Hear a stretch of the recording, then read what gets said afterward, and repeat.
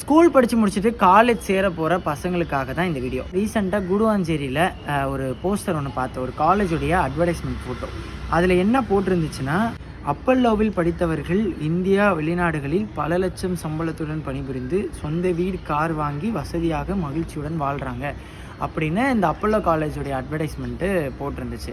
இப்போ நான் இந்த காலேஜை பற்றி குறை சொல்ல விரும்பலை, ஏன்னா இந்த காலேஜில் படித்தவங்களுக்கு தான் தெரியும் இந்த மாதிரி நடந்திருக்கா நடக்கலையா அப்படின்றது. அப்படி யாராவது அந்த காலேஜில் படிச்சிருந்தீங்கன்னா கமெண்ட்டில் சொல்லுங்கள்.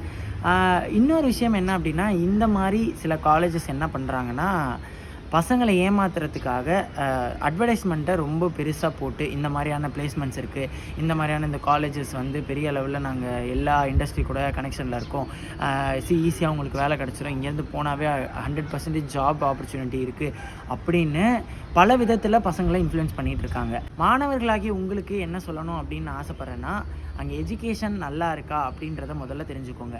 அது மட்டும் இல்லாமல் பிளேஸ்மெண்ட் மூலிமா அங்கே வேலை கிடைக்குமா, நிறைய கம்பெனிஸ் கூட அவங்க டைப் வச்சுருக்காங்களா, அது மட்டும் இல்லாமல் என்டர்டெயின்மெண்ட் பர்பஸ் வந்து இந்த காலேஜஸில் இருக்கா அப்படின்றதையும் நீங்கள் பார்த்துக்கோங்க. ஏன்னா ஒரு காலேஜ் வெளியே வந்துட்டு அட்வர்டைஸ்மெண்ட் பண்ணி பெரிய அளவில் காமிச்சாலும் உள்ளே போனால் அங்கே ஒன்றுமே இருக்கிறது இல்லை. அதுதான் நிதர்சனமான உண்மை. கிணத்துல விழுக போகிறோம் அப்படின்றது நமக்கு தெரியும், அதுலேருந்து நீச்சல் அடித்து நம்மளால் மேலே வர முடியுமா அப்படின்றத தெரிஞ்சுக்கிட்டு நீங்கள் காலேஜை வந்து சூஸ் பண்ணீங்க அப்படின்னா உங்களுக்கு நல்லாயிருக்கும். ஒருத்தவங்களை ஏமாற்றணும்னா அவங்களோட ஆசையை தூண்டணும் அப்படின்னு சொல்லுவாங்க. அந்த மாதிரி தான் இந்த காலேஜஸ்லாம் பண்ணிகிட்டு இருக்காங்க. ஸோ அதனால் உஷாராக இருங்க.